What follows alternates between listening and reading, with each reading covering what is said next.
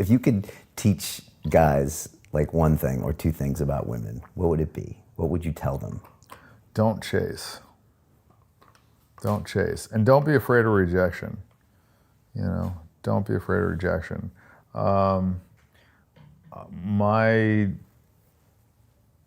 I guess, like, my strategy in college would be every time I would see a hot girl, I'd just go up and talk to her.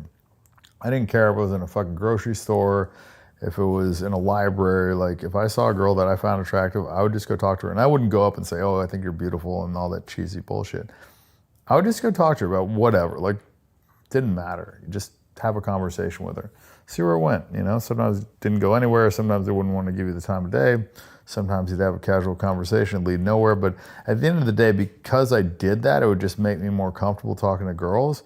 And it was just kind of a numbers game. So I had, you know, pretty great success. And, you know, I always use the example of my one buddy who was like real conservative, who would only talk to a girl that he knew like really liked him. And, you know, so maybe he would like talk to 2 girls and he would sleep with both of those girls. And I would talk to 100 girls and maybe I'd sleep with 4 of them. But at the end of the day, like, he's batting 1,000, but I'm still fucking twice as many girls as him.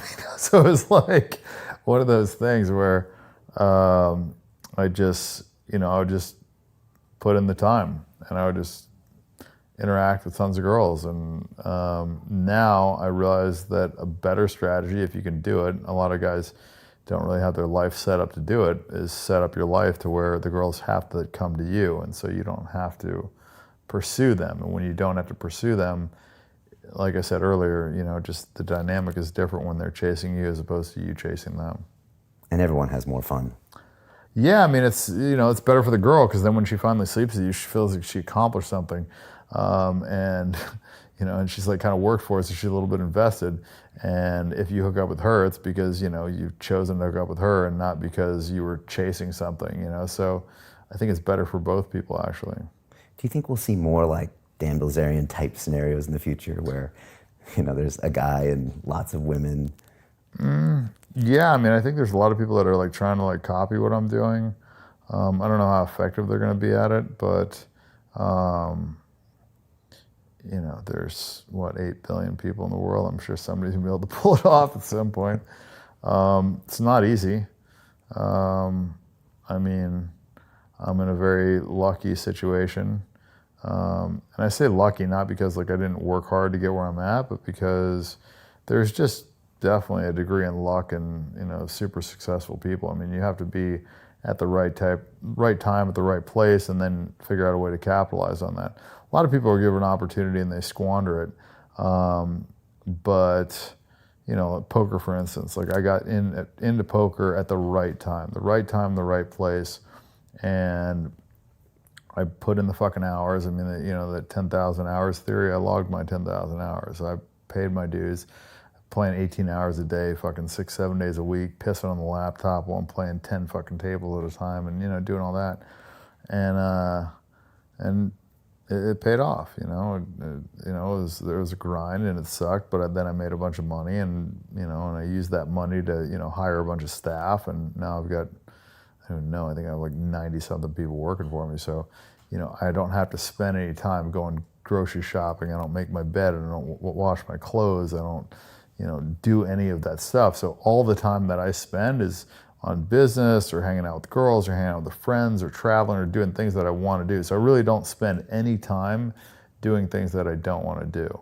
And so I would say that I've lived like 10 lifetimes at least of like a normal person, just because I haven't, like, if you look at a normal person, they spend, you know, 40 hours a week working plus the commute and this and that. And so of their usable time, if you subtract out the 8 hours a day that they sleep and take a shower and take a shit and brush their teeth, like all this stuff that like they have to do, right? Like how much of their day is actually usable?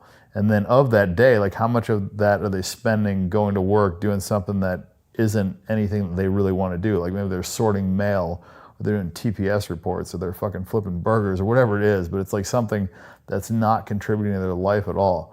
And everything that I'm doing is something that like I want to do, and it's interesting to me, and that's contributing to my life, and you know, and and then I'm learning something from it or whatever. Even with girls, I mean, every time you interact with a girl, you learn something, you figure out more psychology, you understand why they do, because like it makes sense. Like girls just want to do what they're not supposed to do. Like I feel like they kind of like get off on that. So if you understand that premise and then like the whole competitive piece of it, like the stuff they do, it makes sense if you like understand all that stuff. Still surprising sometimes, but How do you keep them all happy? Like you must have certain. that's hard actually. That is actually probably like the most difficult piece of this, because yeah, I mean you gotta like sleep with all these girls. If you don't, then like they get like upset. So there's like definitely a big sexual obligation, I would say, but you have to like if it's I don't know. It's like I mean. We could go off on this tangent for a while, but the girls, I guess, I think it's like 2 to 3 months, and then they usually just like all get too attached. They can't deal with the situation. But up until that point, you have to kind of like, you can't spend too much time with a girl because then that will accelerate that situation. Then she'll get to the point where, she's just too invested and she can't deal with the other girls. So you have to spend like a somewhat limited amount of time with them, but enough time that they're like happy, right? And then you have to keep the rotation so that if, some of them leave, it doesn't matter. And because you're okay with letting them leave and they can date other guys and they can do whatever they want, it makes them not necessarily want to do that as much as if you told them not to and you tried to control them. So it's a whole crazy dynamic. I don't know. It's pretty much like uncharted territory. I was just talking to this girl about this last night. Yeah, you should write a book about this. Yeah. Are there rules? The rule is honesty. That's my one rule. It's like, you have to be honest with me and I'll be honest with you. You can lie to your boyfriend, you can lie to whoever the fuck you want, your friends, I don't care. But you have to be honest with me and I'll be honest with you. That's pretty much my one rule. So if she asks me a question, I'm just going to tell her the answer. And, so I tell her, you don't want scary answers, don't ask scary questions, but I'm going to tell you the truth. So, and I think because of that, it's weird. I mean, I think they're so unused to that when they ask you a question, like, oh, like, how many girls have you hooked up with this week? And you tell them the truth. Like at first they're just like, what the fuck? And then a part of them is kind of like a little bit relieved because they're like, fuck, like this guy's like going to be honest with me. Like I can ask him any question. He's going to tell me the truth. And I think that's like really rare. Like I don't think there's many people that are being honest. Like in LA now they have this whole sugar daddy thing where like the guy's got 5 girlfriends and the girl's got like multiple boyfriends. She's got like 4 dudes paying the same bills. So it's like if she gets a more expensive apartment, it just means that she just made 3 times more income because 4 guys are paying for that same apartment. You know what I mean? So it's like a whole crazy thing. And they're all lying to each other and it's this whole nutty situation. But yeah, I think the rarest thing is the honesty. And I think the reason the girls are okay with it, because a lot of people ask that, like why the girls are okay with it, is because of the honesty. And I would choose it too. I would choose honesty over the, possible illusion or the hope of monogamy. You know what I mean? Because if they ask me a question, they know I'm going to tell them the truth. So I think there's more value in that than in the pretense of like, I think this guy's monogamous, but I don't know, and I'm going to try and catch him cheating. And I always have it in the back of my mind, like, is he doing that? And then 2 years down the line, they find out that the guy's been cheating on them the whole time. And then they end up like an emotional wreck and, they've been deceived and they have all this animosity.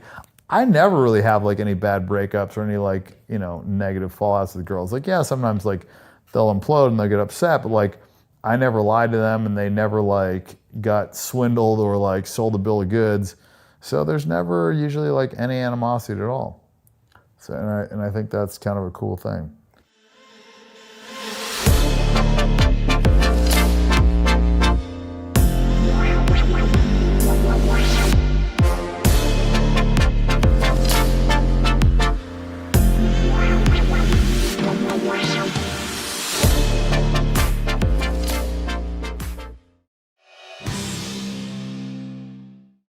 practicing social distancing? Yeah, I mean, I don't like to be around motherfuckers anyway, so that's an easy one. How about, what about with the ladies? I actually got a girlfriend right now, believe it or not. As crazy as that is, I guess, it's a pretty good time for it, I suppose. Chess with Steve Aoki? Yeah, he got tested twice, so pretty safe to be hanging around him. I've been whipping his chess. Took him out of the desert. We shot some guns. He's a horrible shot, almost as bad as he is in chess. But he's working on it. It's funny, man. All these like gun-hating liberals are now all of a sudden finding themselves at the ammo stores. Oh, really? Yeah, dude, it's crazy. They're all panicking. They're like, "Can I come stay with you?" I'm like, "No, no, go get yourself a gun. Learn how to shoot, you jack." So who, you always kill him in chess? Yeah, not very good. It's funny. He had a. I mean, I'm not amazing either, but he had something on Wikipedia saying that he was like a chess champion when he was 6, and somebody just randomly put it in there. It wasn't even true, and so people have been showing up at his concerts with chessboards, and so he figured, well, if everybody thinks I'm good at chess, I at least ought to get proficient. So he got a coach, and he's been working on it a little bit. So. What about playing poker on your end during this time, whether online or otherwise? I don't really play that bullshit anymore anyways, but I went over to Steve's house and played some like low stakes with his family. That was kind of fun. But aside from that, everybody's pretty much playing online right now. I can't think of anything I'd hate to do more than play poker right now. I'm just sick of that shit, man. Everybody's been studying. They got all these stupid videos. People are practicing. They got coaches. It's like everybody's taking the game so seriously. It's not really that much fun anymore. Because to play poker correctly, you're really only supposed to play like 17% of hands. So you're just mostly folding all night and just, playing like a nit. So that's not really fun poker to me. I mean, when I was playing, I was only playing with recreational players, billionaires, rich guys playing for fun. And so it was just a different game. And now everybody's trying to win, man. Like even the super rich guys are, they're like trying to be competitive because the game's moved forward so far that if you don't do shit like that, like you just literally can't win. Before you could get lucky, you could have winning nights. Now it's like everybody's so good that if you're not, you'll just never win.